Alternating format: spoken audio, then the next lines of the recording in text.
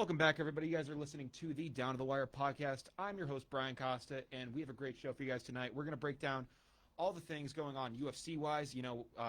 It's actually been a while since we've done a show. Unfortunately, Friday kind of fell apart. But I really am glad to, finally get back in. And, we have a special guest on the show tonight. He actually has some, fighting experience of his own. He wrestled in high school. He's a really huge UFC fan. I'm really glad to have him on the show. So, ladies and gentlemen, please welcome on to the show my personal friend, Steve Mushorn. Steve, welcome to the show, man. Hey, man. Glad to be here. It's going to be a great show. Yeah. I'm excited to be here. So Steve, for kind of people who don't know you too well, kind of tell the audience a little bit about yourself. So, I'm from Long Island, New York. I'm from a small town called Oyster Bay. Okay. If you listen to any Billy Joel, you might be familiar. He's actually from there. That's crazy. You see him quite a bit. But like you were saying, I wrestled in high school. Growing up, I did Taekwondo. I got to be a black belt in there. Wow. And I've been teaching myself some, Brazilian jiu-jitsu and some other fighting styles. So Man, that's actually crazy. I only knew about the wrestling. That's actually insane. I myself actually managed to become a second-degree black belt in Kempo karate during my growing up. I ended up getting that when I was a senior in high school, and fortunately I haven't done too much of that since. But that's actually really cool that you have multiple fighting styles, and that's kind of the reason I did want to get you on the show to discuss some stuff tonight. But kind of going into wrestling, which is kind of what I was kind of known about. You talk about Taekwondo and Brazilian Jiu-Jitsu. In terms of wrestling, what kind of got you into that? Starting off. So I actually started my wrestling in middle school. Okay. We started out with morning intramurals. At the time, I couldn't wrestle on the team because I had epilepsy at the time. Oh wow. So I started doing the intramurals because they weren't doing anything too crazy. It's kind of just the basics. So I started off that. My dad was actually he wrestled in high school. He was the captain for his team all of high school. So he showed me the ropes a little bit. So I'd do these intramurals. I'll go home, and he would help me practice. And then when I got to high school, about sophomore year, I decided, you know what? I don't have epilepsy anymore. And, You just decided that? Yeah, I didn't have epilepsy anymore, so I decided, you know what? We've been wanting to do this for a while, so let's just try it out. And I really liked it, and I kind of just stuck with it. That's awesome, man. Yeah. So you'd probably say it was your dad that kind of got you into that kind of got your foot in the door with wrestling and got you that and kind of let you gain that interest. Yeah. My dad's a big role model for me. So growing up, I wanted to be just like him. So he wrestled in high school. So I figured, hey, why don't I? Yeah. That's awesome, man. Yeah. No, I mean. That's actually really cool to kind of be able to take after that and do that. So, in terms of looking back into high school and some stuff like that, I don't know. Did you wrestle all throughout? Did you take a year off or anything like that? I don't know. Just kind of. So I actually started sophomore year of high school. Okay. And it was interesting because the team was a fairly small team that they've been wrestling since 7th, 8th grade, some even younger. So being new to the team, I was a little nervous. Yeah. Like I said before, in middle school, I did those intramurals. So I was somewhat comfortable with a couple of moves. A handful of moves. So I was a little bit confident about that, but I didn't know the dynamics of the team, really too much the dynamics of the sport. So over time, as I started getting to know the kids, the coaches, the way practice was run, and just the overall just the sport, it just got easier and it got better. And I had great coaches in high school, absolutely great coaches. One of them was an ex-Marine. Wow. That guy's gonna teach you some. Yeah. That guy's gonna teach you some moves. Yeah, he wrestled for one of our colleges that was right down the road from me. He wrestled for our LIU post. Okay. And he actually joined after he got out of the Marines. So he was in his late 20s, early 30s. That's actually wrestling like college kids. So wow. Holy crap, that's awesome, man. Yeah, so I had him. He was a great coach, great guy. Was always there for us. And he made us believe in ourselves.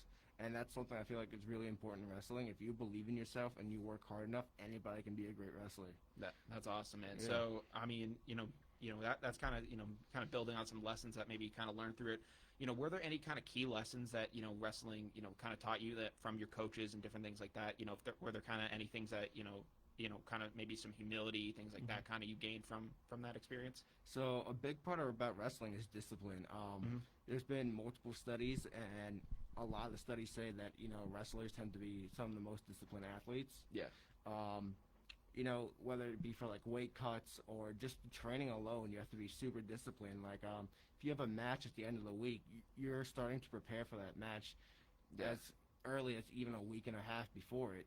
Wow. So you can, depending on what weight you're wrestling, you can start your weight cut either that week before. I've known kids who've decided, 12 hours before they wrestled that they were going to cut down Oh my 2 God. weight classes. And, that's crazy. So you just have to be super disciplined with your training, and especially how you eat, too. That is absolutely wild. Yeah. So I feel like wrestling, it also teaches you to be, very mentally strong, you know? Yeah. So, wrestling is a very physical sport, but you also have to be smart, Mhm. You have to be able to gauge how your opponent is feeling, how they're doing.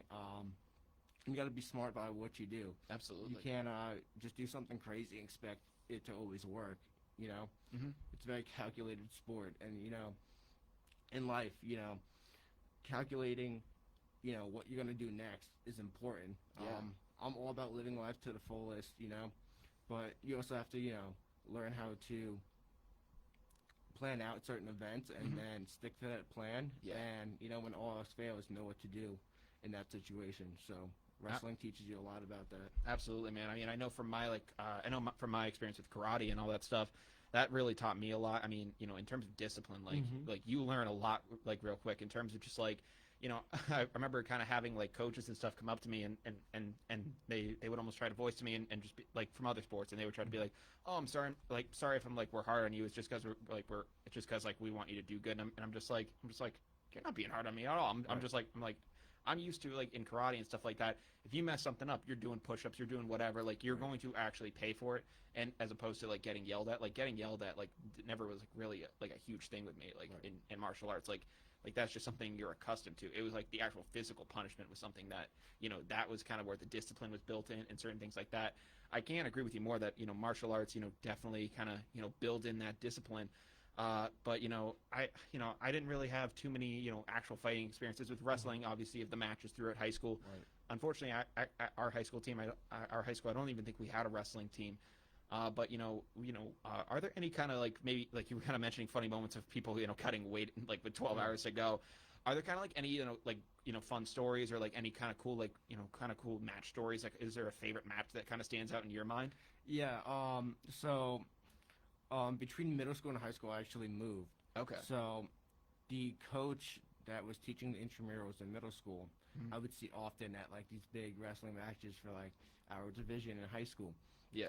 And he never really he wasn't a good coach in my opinion. Yeah. He didn't. He believed in very few of his athletes, Okay. and he was a nice guy. No, Don't get me wrong. I got what you're saying. I get what you're saying, and but I do understand where sometimes you're just like, listen, man, you're a nice guy, but if you don't believe in me, come on, like, I know where you're coming from. I've had that with certain coaches in the past, and it's definitely a tough feeling, especially when you know that maybe like at their core they're a good person. Yeah. So like I said, he was a good person, but he wasn't the best coach. And there was actually a big tournament coming up where he was there, and I was assigned to like wrestle one of his best wrestlers. So I was like, you know what? That's like some Karate Kids, yeah, some Cobra Kai type stuff going on. Exactly. It was crazy, and it was quite funny to me. So, this guy left a chip on my shoulder, and I wanted to show him that. So I remember wrestling this kid, and I don't want to sound like egotistical, but I absolutely destroyed this kid.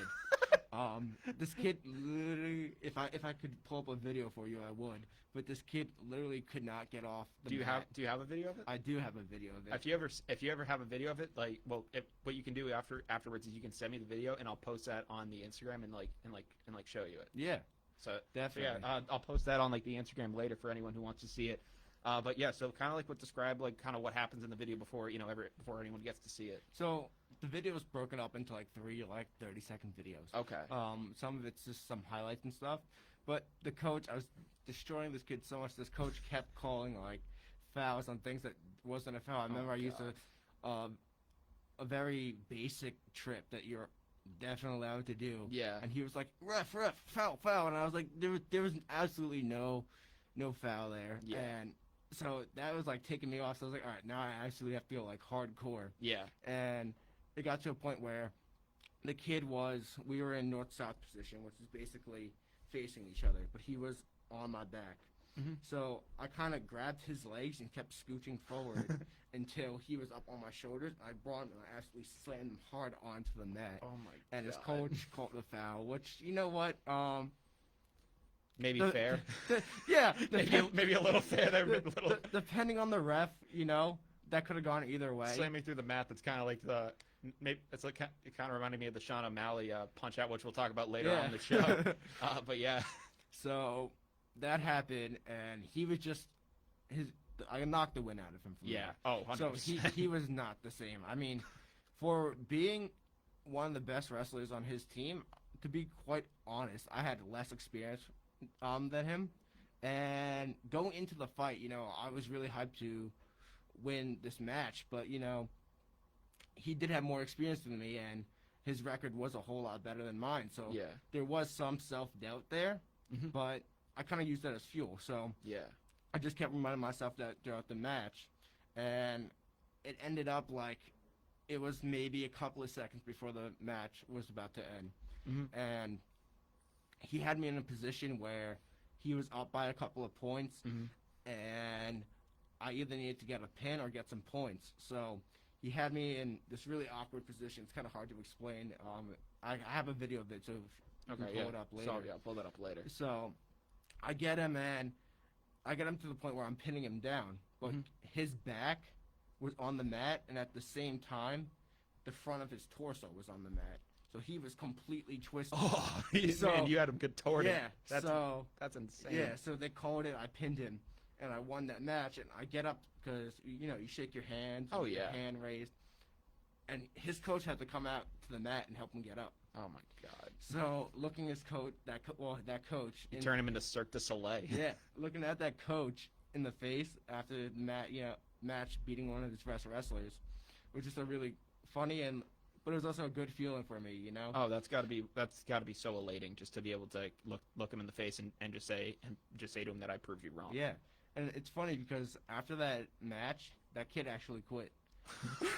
You made a kid quit? That's insane. I feel bad for it. Don't get me wrong, but at the same time, it just felt like, wow, you know, I have this power, you know. Yeah, you dominated him so bad. Right. Don't get me wrong. I was not the best wrestler in high school. I got for our county tournament. I was surprised when we started the seedings for it. I was seeded to come in third place in the county. Wow. And keep in mind, I had probably one of the worst records on my team. Okay. I just happened to, you know, beat some kids that were pretty good. Yeah. So I just got lucky and got seeded there. I ended up coming in fourth because, you know. I mean, that's still pretty solid. I mean. And that's for what, your county? Yeah. I mean, how big is the county we're talking here? We were D2, so it was a good amount of schools. I mean, it's Long Island. It's not huge, but I mean, dude, I'll give yourself some credit. That's a pretty good way to end up. I mean, you're in New York and you're doing that. Like, that's pretty good. Yeah, New York wrestling is hard. There's a lot of diversity, and there's a lot of places where kids, you know, go outside of high school and go train. There's Volgars, which is I don't know if you know Chris Weidman. I unfortunately I don't know. He's one of the UFC fighters. He's former champ. Okay. He owns a wrestling and like mixed martial arts gym there, where a lot of the kids from Long Island went to train outside of school. That's awesome. So, it's a very competitive place, Long Island, for wrestling. New York in general, really. So, yeah. That's awesome, dude. So you know you kind of bringing up that UFC guy's gym that it's kind of starting to get us into a good transition here. Right. Before we do kind of go full UFC, you know, there were a couple things that I did want to bring up. You know, kind of watching a UFC fight, at least from my perspective, you know, I think from a lot of fans' perspective, they're kind of always, looking for the knockout, looking for everything like that. And when it goes to a ground game, a lot of people kind of just tune out because they're not really able to understand kind of what's going on there. When you kind of see the ground game, from your wrestling background, does that kind of are you able to kind of see it in a way different from other people and just be like, oh, well, I know what this guy's doing right here. Like, obviously you hear Joe Rogan and stuff in the background just trying to narrating it, and he'll be like, well, he's going for the choke right here. He's trying to do this. Are you kind of able to watch that and kind of in your mind kind of like see what's kind of happening there? Yeah, so there'll be a lot of times where one guy will have like top mount or something. And being on top, it's good because now you have a dominant position. You can do a lot of moves from there. But you also have to be very mindful of your weight. The guy could move slightly, and now you're on bottom. Yeah. So a lot of the times people don't realize, oh, this guy, he was on top and then he easily got flipped. It's actually really hard to watch your weight. I mean, you can be 1 inch in one direction, and it's over for you at that point. That's crazy. So seeing that, but there's a reason why a lot of the current UFC champs have a background in wrestling, a heavy background in wrestling. It's very, very important for mixed martial arts. Being able to take control and being dominant on top is it's very much needed. If you can bring someone down, keep them down, and get them in a position that you want, you can pretty much do anything. You can choke them out. You can, put them in a triangle hold. You can do there are many options, but your wrestling and your ground game needs to be on point, especially in the UFC where so many people have a wrestling background. I mean, yeah, you just look in terms of like wrestling and grappling. I mean, obviously, I think the first person in everyone's mind, for at least, the next couple of years will probably be Khabib. Just seeing what he was able to do on the ground. I mean, just the combined wrestling with the, intense striking he was able to do, while down there. I mean, I remember he would kind of like trash talk like people while they were on the ground, like, and he would just be hitting them repeatedly. And I was like, man, this guy's a beast. Like, he's an animal out there, kind of doing his thing. When you kind of, so you're kind of able to, gauge a certain thing. Is there kind of like, so you actually kind of do like enjoy the ground game a little more? I do. For like you were touched upon before, a lot of people, it goes to the ground. And a lot of times, if it's someone who has a heavy wrestling background, it might stay to the ground for a while. And, that might be a little bit boring for most people. But like I said before, the ground game is just super important. The ground game can decide essentially who's winning that round. If they keep them down on the ground for a while and they're being super dominant, most likely they're winning that round. Yeah. So the ground game is just super important, especially if you're going up against someone who is heavy in a wrestling background and you're not. I would definitely look into that for a training camp. Yeah. I know a lot of the UFC fighters are all getting better and really working on their ground game because everyone's just starting to realize how important it is, because all these people who are fighting for title fights, the champ is usually they at least have some skill in it. Yeah. And the only time you really don't see them have skill in it is if the striker just immediately goes for the throat, because if he starts to get worn out, then usually that starts to last. But yeah, no, I agree with you there. Another thing that you were telling me about earlier is that you also kind of have you've met this guy before. He's in the UFC right now. Is that correct? Jared Gordon? Yeah. So I actually worked for one of the Islanders players of the hockey team, the Islanders, Matt Martin. I got the job through a current girlfriend at the time, whose dad was an equipment manager of the Islanders. Yeah. So it was, we met him, and she was working for his charity foundation for a while. And, he, after meeting him a couple of times, talked with him, he invited me in to work for him. And he would always host this annual poker game, and all the proceeds went towards his charity, which is working to get people service dogs. Okay. So, when he does that poker game to get people there, he tends to invite a ton of athletes from all different sports. There were Paralympic basketball players there. There were UFC fighters, obviously hockey players. Just a whole bunch of different athletes. Yeah. So, I was assigned to work in the sign-in booth for a portion of the night, and we were supposed to tell the athletes to go a certain way Yeah. up, and just the regular people coming in to go to a certain way. So my girlfriend at the time did she was signing him.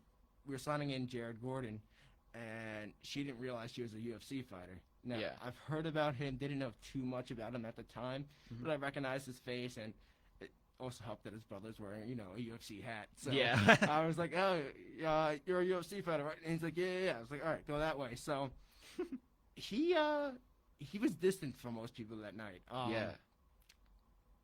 Great guy. Like, I started talking to him. I saw he was distant from people, so I was allowed to walk around the room, so I would go around talking to the different athletes, and I was talking to him, and he was just a super polite, super nice guy. Yeah. So we started talking about UFC and wrestling, and his brother at the time wanted an autographed pair of hockey gloves from the Islanders, so he gave me his number, and he was like, hey, if you can find out about this, text me about it. So I was doing that for him for a while, and then we just kept talking. He offered to come to my wrestling team and come to our practices. That is awesome. He was never able to come, unfortunately, but he offered. He was super great guy. He offered me some advice on my wrestling. Every time he's in New York. How is he as a wrestler? He's pretty good as a wrestler. He's a very good top game and a ground game. Yeah. Because I saw you. Because I did see that you did send me some stats on him, and Right. I did want to read them out. Yeah. So Jared. His name is Flash. So it's Jared Flash Gordon. You can find that on Instagram. Apparently his ranks since his UFC debut in 2017, he ranks 10th in control time. He ranks 3rd in significant ground strikes and 5th in total strikes. So I mean, he's up there with Khabib. I'm pretty sure. Yeah, actually, I kind of do see this in terms of most significant ground strikes. It goes Suarez, Khabib, Usman, St. Pierre, and then him. So that's actually crazy. Yeah, he's for someone who's currently not ranked. Yeah. Mostly fighting in the prelims. I would say he's pretty impressive. He has a great great wrestling game, and he's great at striking too. Mm-hmm. He fights as his official title, like his style, is a freestyle fighter. Okay, yeah. Mostly because he just, he does Brazilian Jiu-Jitsu, wrestling, boxing, He does a little bit of it all, but he started out, wrestling in high school in a town not far from mine. So, wow, that's awesome, dude. He also grew up in Queens, where my parents were from. Mm-hmm. So, talking with him and stuff, there's this connection. And, every time he's in New York, he'll hit me up, and that's if awesome, we have man. time, like, we haven't been able to yet, but we plan out, just, working out and stuff and just doing a little bit of training. So yeah, dude, and hopefully, once COVID and all that stuff starts to get better, you'll be able to, Yeah. like obviously, everything has just kind of gotten messed up due to COVID. So like maybe once everything's all good with that, you'll be able to, finally go in, like maybe have like a workout session with them. That'd be awesome, dude. Yeah, it would be awesome. So yeah, you just have like an open line of communication with the UFC fighter. That's amazing. Yeah. Yeah. But that kind of completes some of the things that I wanted to talk about with you. But we did want to get you on mainly tonight so that we could talk to you about some stuff going on in the UFC. Right. For anyone who didn't see it, UFC 260 was this weekend. Big fight. Some really solid matchups. Obviously the main event was Cameroon's Francis Ngannou versus Stipe Miocic. And Ngannou ended up taking the title. There was some. Stipe was able to hold him off, I think, through 5 rounds previously. The decision did go to him. But man, unfortunately, it just looked like it's Stipe's time. It just looked like it just like wasn't it. I don't know. I watched him come into that fight, and he just did not look like the same guy. He looked skinnier. He didn't look like as menacing. And Francis Ngannou just looked like the beast that he is. And he absolutely rocked Stipe with that killer knockout. Yeah, very much agreed. I mean, Stipe, he's 38 years old, man. Yeah. He's getting old. Professional athletes tend to burn out around this time. Yeah. The fact that he's almost 40. Other than Tom Brady, but yeah. Other than Tom Brady, but yeah. But Stipe, he's interesting because he's not just a UFC fighter. He's also a fireman and a paramedic. So he's got a life outside of UFC. Yeah, that's awesome. Yeah. So doing weight cuts and fighting professionally, along with being a firefighter or a paramedic, that brings a toll on someone. Yeah. So, and I think, and again, as I was saying, it really looked like this weight cut hit Stipe differently. Like I mean, I'm typically used to seeing him come in there, and he's just this really like kind of filled out guy, and like he's really muscular. He looked a little leaner in this fight, and I know he was saying that he was trying to do things a little differently in this fight versus Ngannou. I think maybe his idea was to have some more quickness with him, so that way he can maybe get a punch in quicker or something like that. But frankly, if I was him, I would have tried to keep the muscle on because he just did not look like the same guy, unfortunately. Yeah, he weighed in. I'm pretty sure he weighed in less than Ngannou. And Stipe, amazing fighter. He was the ex-champ. Great wrestling, great striking. I mean, I think he's held to this point he had held the title I think since 20. I might have been 16. I think he might have been able to hold the title for like 5 years. Yeah, which is insane. I mean, yeah, to hold any title for that long is incredible. Yeah, he's a beast. Yeah, but he is getting old, and Ngannou is just another being at this point. Ngannou's he's a beast. Yeah, no, he's a beast. I mean, he's only 4 years younger. He's 34. So his time might be coming soon too. But it doesn't look like it. I mean, he's won his last couple of fights by knockout, including this one. I mean, I ended up, the way for a long time, the big thing with me was always trying to, watch the fights for the pay-per-view. Right. And the way I kind of got into UFC, I got into it, obviously I knew Conor McGregor, I knew who Khabib was. I knew all like the big kind of fighters. But in terms of watching it live on the pay-per-view was something I really hadn't done. And what really kind of got me engaged with it was playing the UFC 3 video game. Like that actually kind of really got me into it.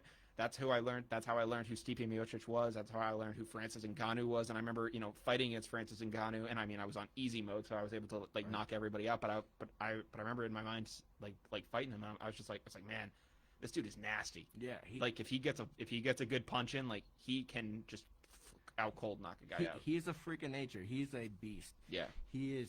He's huge. Mm-hmm. He's got significant striking power. Yeah. And he was actually working on his wrestling a lot, preparing for Stipe, knowing that Stipe had a strong wrestling game. Mm-hmm. And about the fight, I mean, Stipe couldn't take him down. Yeah. An experienced wrestler couldn't take him down. Yeah. Which is just absolutely insane. Honestly, when I saw that, I knew the fight was going in Ngannou's direction, Yeah. So it's insane because, looking at Stipe's record previously to this fight, he was 24-0. Wow. While Ngannou was 15-3, fairly close record, He was Stipe, he was undefeated, so it would have been nice to see him win and go out. Yeah, right? I mean, Khabib got that luxury. Not a ton of guys do. So exactly. Adesanya just took his first loss against Jan Blachowicz. So exactly. It happens. It happened.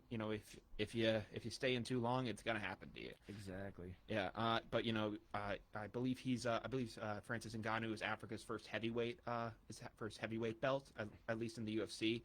I guess no continent holds more belts at this point than Africa. So it's so it goes him from Cameroon. And then Adesanya and Usman both from Nigeria. Yeah. Africa is, they're doing really well. They're killing it right now with these fighters. They're really, really killing it. Yeah, I mean, did you actually see the Twitter clip of Ngannou's hometown, like watching the fight? I did not. Yeah, so it I guess in whatever time zone they're in, the fight was going on at I think 3:30 in the morning. Wow. And they were up in the streets, I guess probably, if I have to assume, from the way they were doing it, it looked like they were all kind of spread out, and I think they were probably watching it on a TV monitor or something like that. And they're all watching it, they're cheering on, you don't see the knockout, but as soon as it goes down, they all go berserk. It was incredible. I mean, I forget what the name of his town was, but they absolutely were electric. It was awesome to see. I mean, I'm glad for Francis Ngannou. He seems like a great guy. I was seeing that this has been a decade journey that he's been on at this point. And he seems like a great guy. And I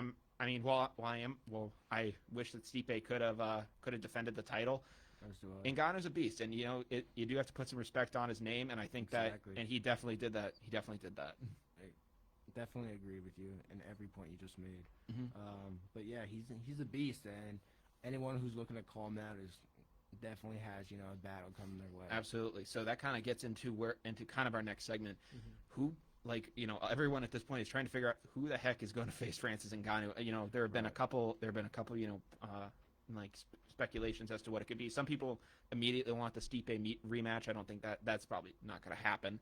But then the other two names that we're hearing right now are Jon Jones and Derek Lewis, who I don't know if you saw the UFC Vegas, but Derek Lewis put a monster uppercut on Curtis Blades. He took him. I mean, Curtis Blades completely just collapsed. It was ridiculous. Yeah. Derek Lewis, great fighter, great guy. He's also, getting up there in age though, so this could be his last shot at the title. Yeah.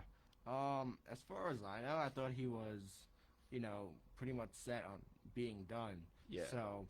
Well, I mean, I know when he fought Usman, not Usman, when he fought Blades, he was the number 4 ranked guy, and then Right. Blades was ranked 2. Right. So I feel like to knock at the number 2, contender. I don't know if that makes you guys switch places or where that probably moves him up to. I mean, Right. he's got to at least move up a spot after that. Right. But I think he could. I think he definitely deserves a shot at that. I think Ngannou would still probably have the advantage over him just because Derek Lewis is a bit of a bigger guy. I think Ngannou could even though Ngannou is like bigger, he is more muscular than him, and I feel like he would be able to get the advantage on him. Jon Jones is a little interesting though, because he actually he took to Twitter and apparently he's saying that a $10 million fight is not enough for him to face this guy. Listen, And he is a superhuman. yeah, So if he wants more than 10 million, you know what? If the UFC is willing to give it to him, I think he deserves it. Yeah. He brings in money for him. He always gives everyone a good fight. So honestly, I think that's more realistic than the fight with DC. I think DC's time is up. Oh, DC, I think is no. Actually, did you see DC after the fight? No, I did not. Oh, so Daniel Cormier after the fight, he ends up. I think they go up to Daniel Cormier and they end up saying to him, a lot of people were speculating that if this wasn't Francis's favor, you would be poised to fight Ngannou, and he just starts shaking his head and he's just like, no, I'm not facing this guy. Yeah. No way in hell he's facing him. Yeah. And I think I agree with you. I'm pretty sure Cormier is out at this point, so he's out of the equation. It's not even a thing at this point for him. It would take him a lot to have to get back in the octagon. Yeah, I mean, looking at him, he's not in the best shape right now. Yeah. Each weight cut you do takes a little bit out of you. It gets harder every time. I don't know if anyone knows that, but every time you do a weight cut, the next weight cut you do becomes 10 times harder. Mm-hmm. So the fact that these guys, once they get to their mid to late 30s, they've gone through countless weight cuts, and And it takes so much out of you too. I mean, I've really seen does. another fighter we'll talk about later on in the show, Sean O'Malley. He was talking about like when he has to do a weight cut and he has to drop like 10 pounds, like it's nothing, and he'll be like, yeah, I'll get up on the scale and I'll look at myself and he's just like, I do not look well. Yeah, I mean a lot of fighters. There was a few fights where Conor McGregor, if you look at him when he was fighting in the lighter weights versus to what he's fighting in more frequently. Yeah, so he's a lightweight now. He used to fight as a feather. Yeah, he looked sick. Yeah, he looked very sick. But he was able to dominate like that. The fact that you can cut that much weight and still maintain that much power is just absolutely insane. Yeah, I don't think we're gonna see Conor ever cut like that again. Probably not. I would highly doubt it. It'd be interesting to see him get back in it, but I mean, I think he's 32 now, and I mean, 32 is not like anything like in terms of old but age, but being a fighter at that age, it takes a toll on you. And being any athlete at that age is just absolutely insane. But especially one where you get in the ring and you have to get punched out like that. Exactly. Like that's gonna take a toll on you. Literally taking beating. And that's what makes the run that Stipe had so impressive. Yeah, I mean 24-0. And even be able to do what you're doing at 38 years old. Exactly. Like it's incredible. Exactly. I mean, the fighting lifestyle is a very interesting lifestyle, and it's just absolutely crazy what some of these guys go through just to make weight for these fights. Because if they don't make weight, they're getting docked paid. Oh yeah. And they're getting docked respect because, if let's say me and you were going up against a fight, and I spent all this time doing training camps, watching what I'm eating, all this stuff to make weight, and then you just show up, 5-10 pounds over, you're kind of disrespecting me. Come on, man. Why you gotta throw me under the bus like that? Come on. No, you're fine. No, you're fine. Yeah. No, I 100% get that. It's definitely a grind to do that. I mean, it'd be, again, just like to see to see how Francis would have to, cut that weight again to go up against Jon Jones. I mean, Jon Jones obviously has had his controversies in the UFC. He's obviously had the drug, like the PED scandals, all that stuff.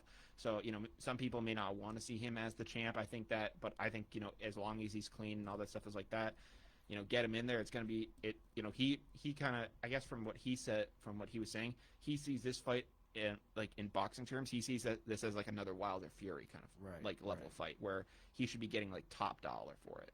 Right. I mean, he's a great fighter. So if he wants more than 10 mil, I mean, if the UFC is willing to give it to him, I say just give it to him. I mean, there's many, many, many people who want to see him fight. So, I mean, at this point, 10 mil seems to be a little bit lowballing it, if you ask me. Yeah. Yeah.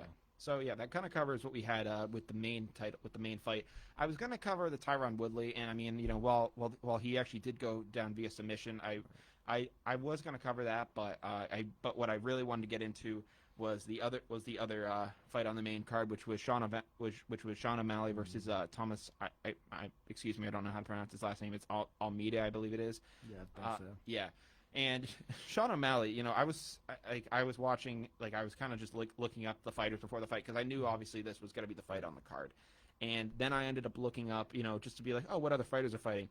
Right. And I see this dude with rainbow clown hair, and immediately in my mind, I'm looking at this dude, and I just go, well, I don't know this dude, but I hope Thomas wins. But then just to see him go out and actually dominate the way he was, and actually kind of be like somewhat of a humble personality. Like I was not expecting it. I thought he was going to go out there and just kind of be like, frankly, like a 6'9" kind of guy, and just kind of be like one of those guys where it's just like, man, I do not like you just as a person. But he kind of went out there and he changed my mind, obviously. He went out there and I don't know, you saw that final punch out from him, right? I did. He drilled that guy into the canvas. That was brutal. I mean, I don't know if you saw the two body kicks before that, but those body kicks really Oh yeah, those make an impact. That was the fight from there. Mm-hmm. Especially the second one that was the one that knocked Mita off of balance, man. He hit him with that, got knocked off of balance, followed with the right hook, and then just followed through. Yeah. It was over from that body kick. The guy had everything he had left in him kicked out of him at that point. Mm-hmm. So, I was impressed with that. I'm not the biggest fan of Sean O'Malley. I actually really don't like the guy. Yeah. Maybe it's what you said, like the 6'9" personality type of wise. 6'9" type beat. Yeah. Yeah. Yeah. I hate his fighting style, if I'm going to be completely honest. It's super loosey-goosey. Yeah. I think his stance is terrible, to be completely honest. Hands down, all. Yeah, and I mean, in terms of style, I'm not going to, obviously I'm not, talking about that. So, I don't know if you saw this, but I don't know if you know, the Pat McAfee show or any of that kind of stuff. I don't know if you know who that is. No, I don't. So yeah, Pat McAfee is a punter in the NFL, or used to be a professional punter in the NFL. But he was also kind of like a big Twitter personality and stuff like that too. And since his retirement, he started a podcast, and he had Sean O'Malley on, and he just kind of was he just was being absolutely hilarious on there. And I think that's where a lot of people are now starting to like the guy. And I think this is when you're talking about maybe hating his fighting style and being all loosey goosey. I kind of want to get your opinion on this. So he goes on and he says to him in the first round, I knocked this guy down with my left hand. But on my merch shop, I'm selling shirts that say "Another Right Hand from Sugarland," and so a lot of people thought he was walking off after the left hand, so that way because he thought he had the knockout. But then he says on the show, he basically says, no, I let him. I walked away so that way he could get back up, so I could knock him out with the right hand. Hey, and I'm just like, well, that's absolutely hilarious. That is one of the dumbest things I've ever heard. Yeah, I mean, it's pretty dumb. Yeah. I mean, Let's be frank. Like, I'll be frank with you here. It worked. Like, it definitely worked. Like, he was he was probably just able to smell blood in the water, but like, it's not like he knocked him out like the very next punch. It actually so that punch happened in the first round, and then he finally was able to get that knockout in round 3, which in the non like main fight is the last round. Exactly. So this guy was able to hang around for a little bit longer, and I'm just like maybe you did smell blood in the water, but like, just to kind of take your foot off the gas like that, you're like, I don't know. And he was also trying to basically say that, like, as a fighter, like, it takes so much time to, like, cut weight, get in shape like that. Right. And he just goes, man, I want to enjoy myself out there. And I'm just like, yeah, well, you might want to enjoy yourself out there. If I feel like you might want to, like, enjoy more fights going on. So maybe just get the knockout, just prove who you are and as a beast, and I don't know, like, just then you'll have some extra rounds left, and you kind of, like, down the line in your career. Right. I don't know. It was a very weird situation. I think the guy as a personality is pretty hilarious. I think that he's definitely got a personality. Oh yeah. Very likable personality. He's funny. He's as similar to Conor McGregor to me. Okay. In certain aspects. Mm-hmm. But as a fighter, I don't like him. Yeah. I don't like him. I don't like his style. To me, I don't know much about his background. I know I think he's a freestyle fighter. I think I agree with you. I'm not 100% positive on that. Don't quote me on that. Mm-hmm. But I think he's a freestyle fighter. I tried looking up. I couldn't find much on his background, to be completely honest. Yeah. I don't know where he came from, to be completely honest. But I wouldn't be surprised if this guy started out, doing fights in backyards, bare knuckle. He has that style and my personality. Where in my so it says he's 26 years old and he fights out of Helena, Montana, is where he's from. He first appeared on Dana White's Contender Series in like 2013. That's how he kind of built himself up. Mm-hmm. A lot of fighters came from that Dana White Contender Series. That's where Jared Flash Gordon was found. That's crazy. So, a lot of these guys, they're doing that, but I don't know much about like experience before that. I don't know, like he had no, as far as I know, no wrestling background. I don't know if he's self-taught or what. Yeah, I think he did say. I think he actually. The way he actually kind of phrased some stuff on that show was, he actually used to like do football, basketball, and like a bunch of sports like that in high school. But then, well, at least going into high school, and then he goes, yeah, but then when you get to high school, you have to have good grades to do sports, and then he goes, yeah, so that was a problem for me. So what ended up happening is he got into kickboxing, and he did matches like that, and I guess he had a couple of matches like that, and he fell in love with it. And originally he said he wasn't really too into the wrestling, but then from there he kind of slowly. But then when he had his first MMA match, he slowly started to fall in love with the sport in general, and that's how he kind of said it. But yeah, no, he definitely does have more of a loosey-goosey type style. Some people might see that as like him kind of just being like, it's not really kind of swag in your opinion, right? It's kind of just like him not really having the technical kind of aspect. Yeah, I respect a lot of the technique that goes into the sport. Yeah. I hold guys who have the traditional stance with their hands up and that style the most, in my opinion. The guys who can fight like that, and have the power, have the ground game, and all that stuff, have my utmost respect. Yeah. And just seeing a guy who really looks like, the guy got him off the streets and had him fight, his appearance with the rainbow hair and the really crappy tats, and, and his stance is just like, he's a professional athlete, he's making millions off of these fights. You kind of just expect more out of him. Yeah, at least work on your stance. I get that it works for him, and that's awesome. If you have something that works for you, keep going with it. But yeah, there's just so many points in that stance where you're so vulnerable that it's kind of hard for me to respect that. Yeah, you're a professional athlete. Work on your stance. No, I do feel you. I feel you with that.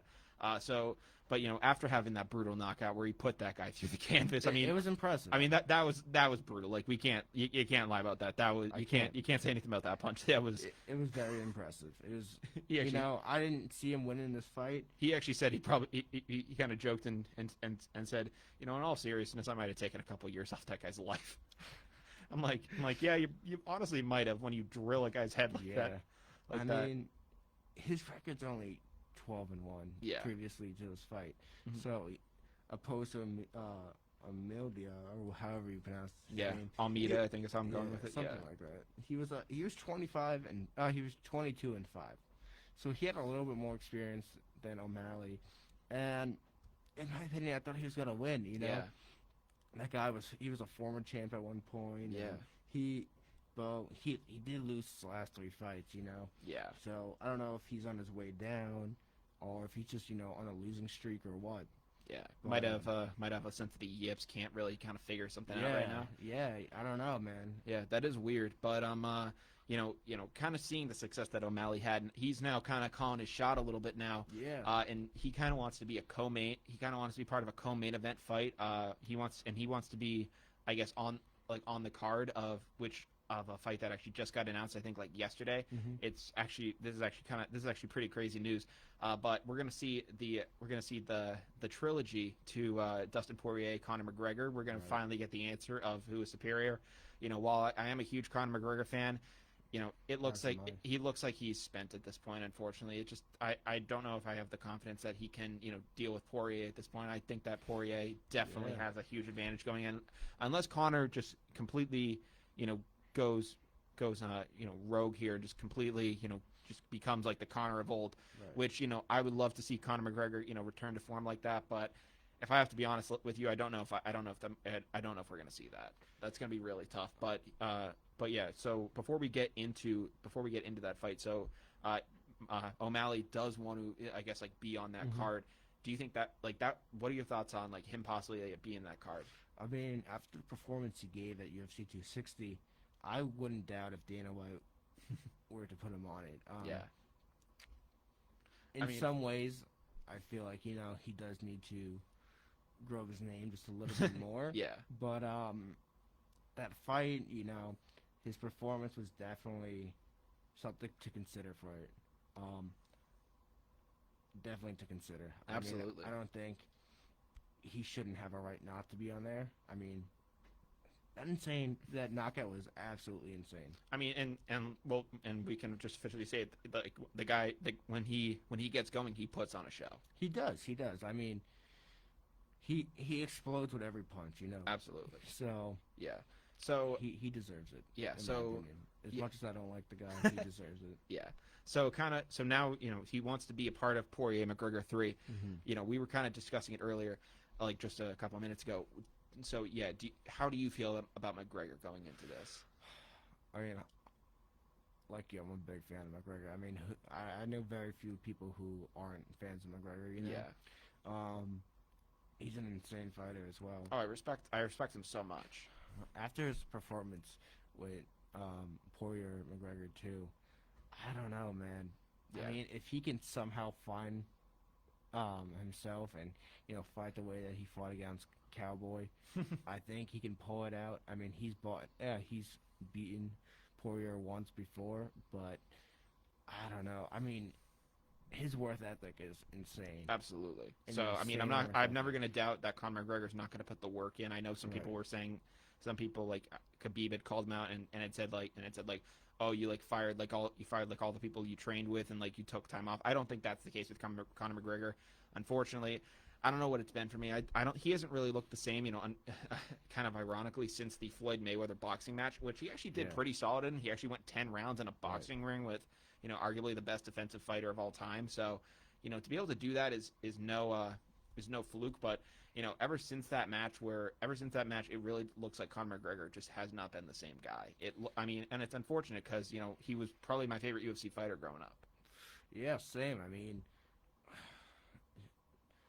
there's so many things that he's doing differently now. You're talking about how Khabib called him out about fighting, firing all his personal trainers and the chefs and everything. Yeah. I mean, to some extent, if something doesn't work out for you, you got to try something different. Yeah. Maybe he's trying to do that. Mhm. I know he's also opening up a ton of branches of businesses regarding, fitness and eating and training and all that stuff. Yeah. So I don't know if he's just trying to look to market those businesses, and that's why he fired these people. But I don't know. I mean, I would love to see him pull it out of himself and 100%. get this win. I think me, you, and many other people would very much enjoy to see it. Yeah, I mean, all respect to Dustin Poirier. Like the guy, I think he's a great fighter too, a very likable guy.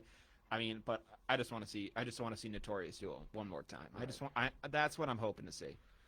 Yeah. Yeah. I mean, I didn't think this fight was going to happen, to be completely honest. Yeah. I mean, I thought there's 2 fights, they both won. I mean, and at I think, one point, and yeah. this is probably like the first fight, like literally like their last fight was like their second matchup, Right. and now their next fight is this matchup. Usually you have a couple fights in between, so that is kind of the thing that is kind of weird to me. The fact that that each of them don't have a fight in between this, that was kind of the odd thing in my mind. That is very odd. I mean, usually it's at least 1, maybe 2 fights in between. Usually the timing, I mean, too, their last fight wasn't that long ago. It was in January. January, man. Yeah, I think it was in January.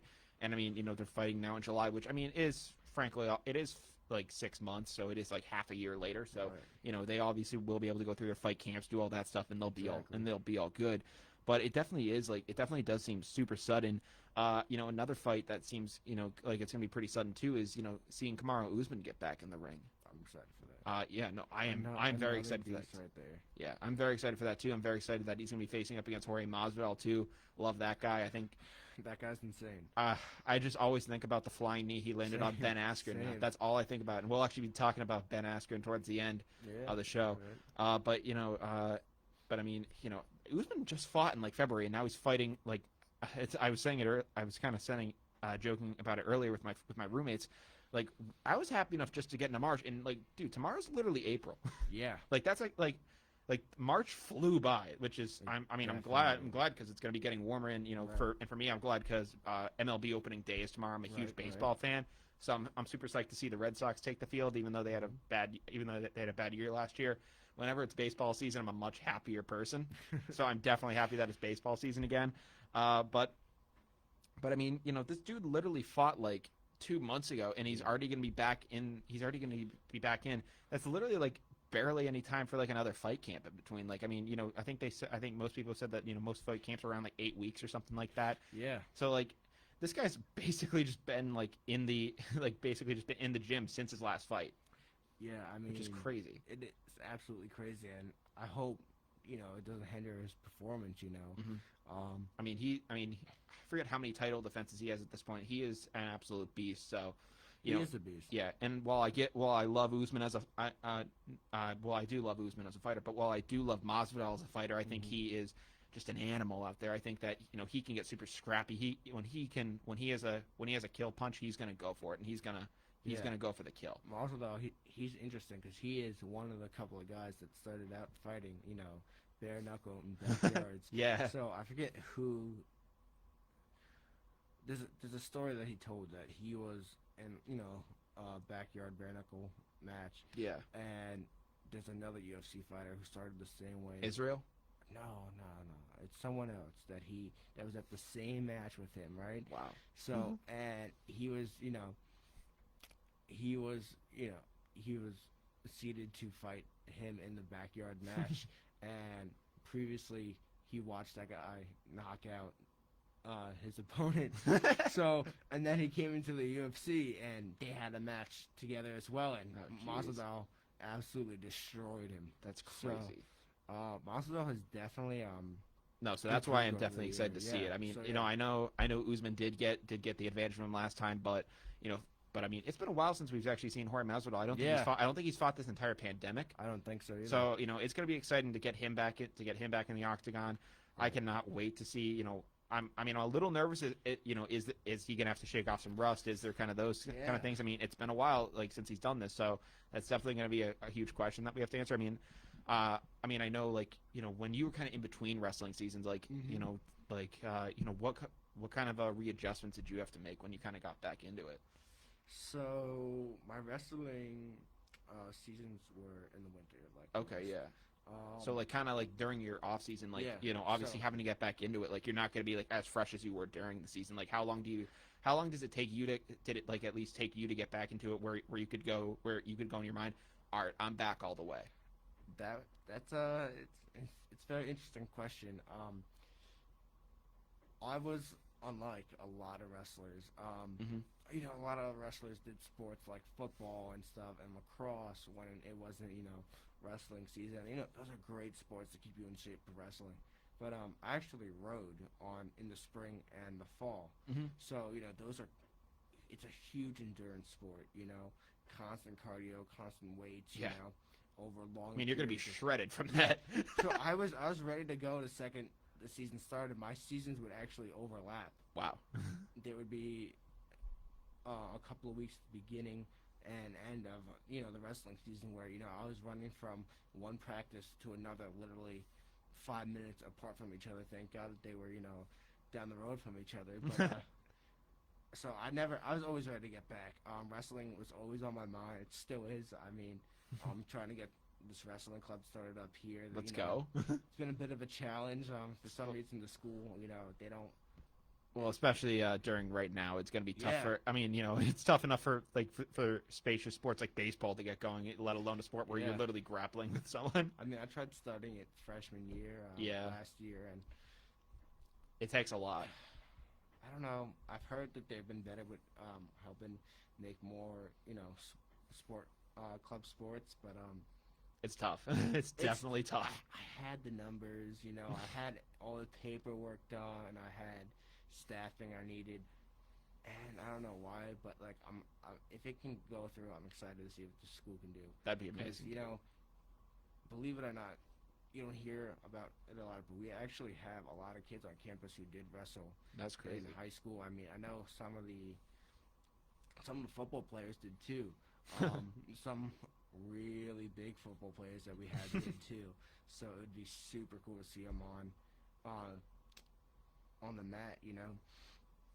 Will it happen because they have to stay healthy and prevent from injuries for their season? I don't know, but if we can just get something going, even where we can, kids who have no experience come on and we'll Teach them. Yeah, show them the ropes, and down the line, if you feel you're confident to, we'll sign up for some tournament and see where we can go from there. And if we can grow a club sport into an NCAA team, I think that'd be absolutely insane. Absolutely, man. I've talked with Nick, the recreation director, about this a few times, and that was his vision for it.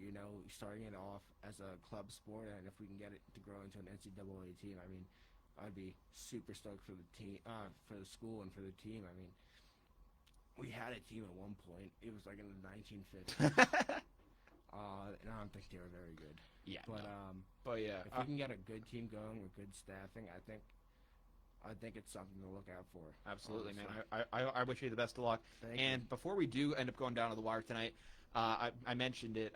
We did want to talk about Ben Askren, and the reason for that, obviously we're kind of running against the clock a little bit here, but I think we'll manage just fine.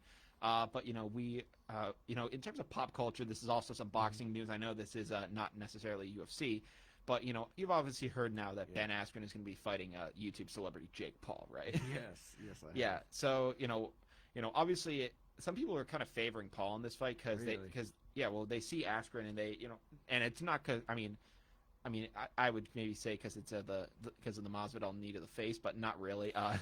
Obviously that was brutal, so I'm not saying it's that, but a lot of people are saying that Paul, like that Jake in a sense he has kind of been actually training as a boxer for the past 3 years, whereas if you actually kind of look at Ben Askren's kind of like stand-up game, there's not really too much there. It's a lot of just hands up, and he really just tries to get you to the ground. So I think that's where a lot of people are coming in. Where do you kind of stand with the whole thing with him? How do you think he'll be? I think Ben's gonna knock out Jake. Really? 100%. Yeah.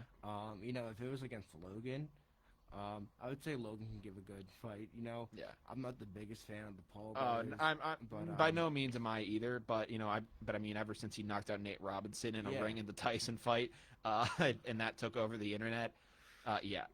those kids, they're both, they're online Oh yeah. influencers, you know.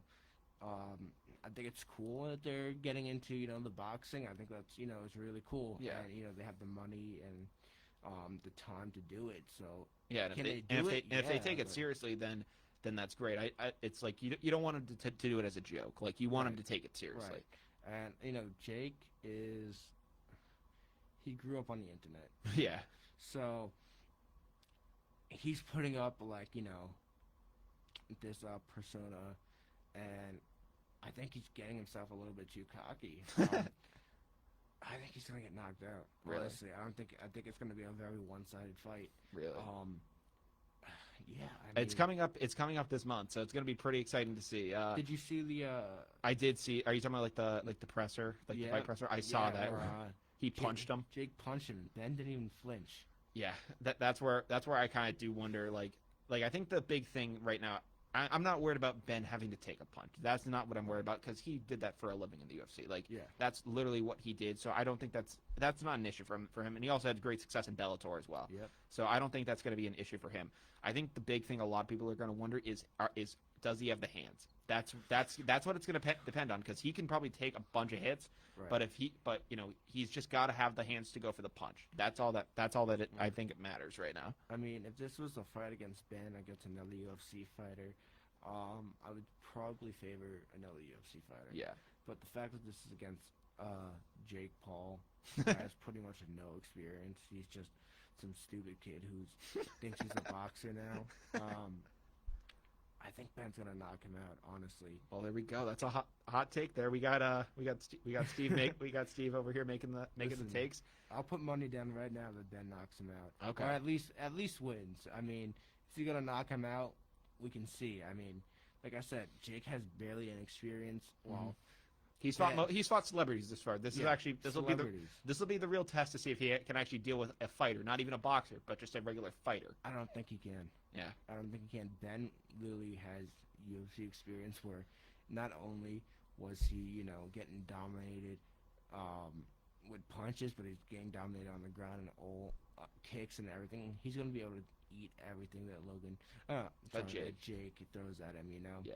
So while Jake has pretty much no experience against any real fighters, he's gonna get dominated. Mm-hmm. Ben's gonna win. Yeah. Well, whatever happens in it, you know, even if Ben dominates, I'm just excited to see it. It's gonna be like I know, like a bunch of us will probably be up in Goose's suite, probably watching the fight. It'll be a pay-per-view fight. The thing I'm excited about it too is there might be some awesome fights, you know, under it as well. Yeah. So there might be some cool fights like that too. You know, but you know, I think it is officially time to say that we are down to the wire, which means that we're gonna go over everything we talked about in the past hour, and we'll let you guys enjoy the rest of your Wednesday. So obviously, we started off by having Steve on the show. Steve, it has been great to have you here tonight. Awesome. It was amazing getting to talk to you both about you know your personal experience in fighting and also just the fights that happened over the weekend and the fights that are going to be happening coming up soon. It was really good to get your experience. We talked about your experience as a wrestler and just in other fighting styles in general. We talked about like where you we talked about, you know, like your appreciation for like the wrestling game and different things like that. In terms of UFC, we broke down two of the major fights from UFC 260, including Francis Ngannou winning over Stipe Miocic and Sean O'Malley knocking out Thomas Almeida. We talked about you know the UFC 264 matchup between McGregor and Poirier. We talked about you know who Ngannou should face next. Like should it be Jon Jones, Derek Lewis, a Stipe rematch? All that's on the table. We talked about Usman versus Masvidal in UFC 261 coming up this month. And then we ended things here talking about the Jake Paul versus Ben Askren fight. There's definitely a lot of fights coming up, and you know, getting into the fighting game and kind of becoming a fan of it. It's really something I've enjoyed doing, and having someone on the show who's been able to, you know, kind of, you know, break it down from their perspective, having that experience is really good to have. If you guys want to listen to us, we are, if you want to listen down the wire, we're now on Spotify, YouTube, Google Podcasts. You know, still trying to work on Apple. That's something I got to figure out. But we're on a lot of platforms right now, so you can listen. To the podcast. I'm planning to try to have Tyler on Friday so we can break down some of the other news across the sports world, like the NBA trade deadlines and other things that we were not able to get to on this show. But you've been listening to WJMF 88.7 HD2 Smithville, Providence, or you've been tuned in at WJMFradio.com. If you guys want to listen to us some more, Make sure you subscribe in all those places. But from Down to the Wire, I'm Brian Costa. I'm Steve Mushorn. And we hope you guys have a great night. Take care.